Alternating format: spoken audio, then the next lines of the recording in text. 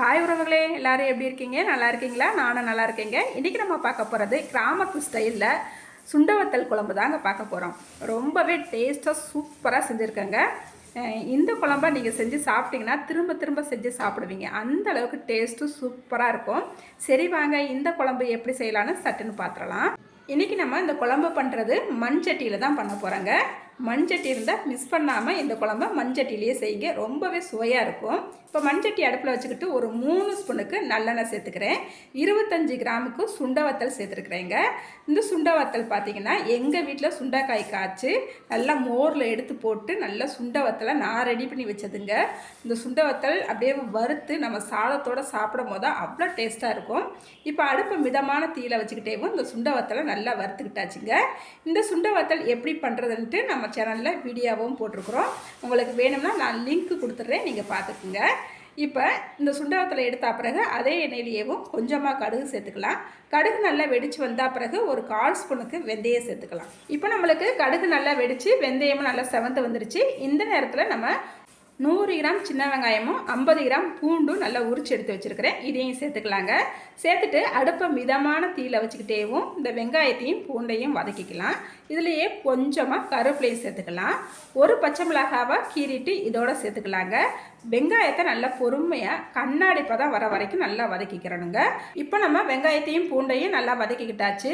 அதுக்கப்புறமா 3 medium size தக்காளி பழத்தை நல்லா கட் பண்ணிவிட்டு இதோட சேர்த்துக்கலாங்க. இந்த தக்காளி நல்லா சீக்கிரமாக வேகிறதுக்கு இந்த குழம்புக்கு தேவையான அளவு உப்பும் சேர்த்துக்கலாம். இப்போ உப்பு சேர்த்துட்டு இந்த தக்காளியை நல்லா கலந்து விட்டுட்டு மூடி வச்சு ஒரு 2-3 நிமிஷத்துக்கு அப்படியே விட்டுறலாம். தக்காளி நல்லா மசிஞ்சு சூப்பராக நம்மளுக்கு வெந்து வந்துடும். இப்போ பாருங்கள், ஒரு 2 நிமிஷம் ஆயிடுச்சுது. தக்காளி ஓரளவுக்கு நல்லா வெந்து வந்திருக்குது. நல்லா கரண்டியால் நல்லா மசிச்சு விட்டோம்னா தக்காளி இன்னமும் நம்மளுக்கு கொலைய சூப்பராக வெந்து வந்துருங்க. இப்போ பாருங்கள், தக்காளி நல்லா வெந்துருச்சு. அதுக்கப்புறமா இதெல்லாம் மசாலா பொடி சேர்த்துக்கலாம். ஒரு 1/4 ஸ்பூனுக்கு மஞ்சள் பொடியும் 2 ஸ்பூனுக்கு குழம்பு மிளகாய் தூள் போட்டுக்கலாங்க. எங்கள் வீட்டில் அரைச்சதுங்க இந்த குழம்பு மிளகாய் பொடி. நான் ஏற்கனவேவும் இந்த குழம்பு மிளகாய் பொடி எப்படி அரைக்கிறதுங்கிறதையும் நம்மளோட சேனலில் வீடியோவாக போட்டிருக்கிறேங்க.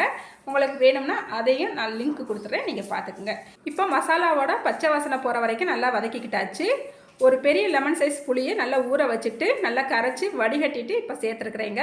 புளி தண்ணியை சேர்த்துட்டு கொஞ்சமாக நம்ம தண்ணி சேர்த்துக்கலாம். இந்த குழம்பு நல்லா கிரேவி போல் கட்டியாக வச்சா தான் நல்லாயிருக்கும். மூடி வச்சு ஒரு 2-3 நிமிஷத்துக்கு நல்லா கொதிக்க விட்டுட்டு அதுக்கப்புறமா நம்ம வறுத்து வச்சுருக்கிற சுண்டவத்தலை சேர்த்துக்கலாங்க. சேர்த்துட்டு நல்லா கலந்து விட்டுக்கலாம். இந்த நேரத்தில் நீங்கள் புளிப்பு, காரம், உப்பு எல்லாமே ஒரு தடவை செக் பண்ணிக்கோங்க. அதுக்கப்புறமா இப்போ 1 ஸ்பூன் அளவுக்கு நாட்டு சக்கரை சேர்த்துருக்குறேன். இப்போ பெருங்காயத்தூளும் சேர்த்துக்கலாம். ஒரு 1/4 ஸ்பூன் அளவுக்கு பெருங்காயத்தூளும் சேர்த்துக்கலாங்க. உங்ககிட்ட நாட்டு சக்கரை இருந்தாலும் 1 ஸ்பூன் அளவு சேர்த்துக்குங்க. இல்லை வெல்லம் இருந்தாலும் ஒரு சின்ன கோழிக்குண்டு சைஸ்க்கு நீங்கள் வெல்லமும் சேர்த்துக்கலாங்க. இப்போ நல்லா கலந்து விட்டுக்கலாம். மறுபடியும் இந்த குழம்பை மீடியம் தீயில் வச்சு மறுபடியும் மூடி வச்சிடலாங்க. நல்லா கொதிக்கட்டும்.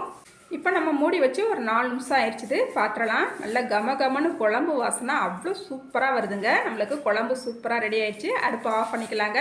இப்போ நம்மளுக்கு சுவையான கிராமத்து ஸ்டைல் சுண்டவத்தல் குழம்பு சூப்பராக ரெடி ஆயிடுச்சுங்க.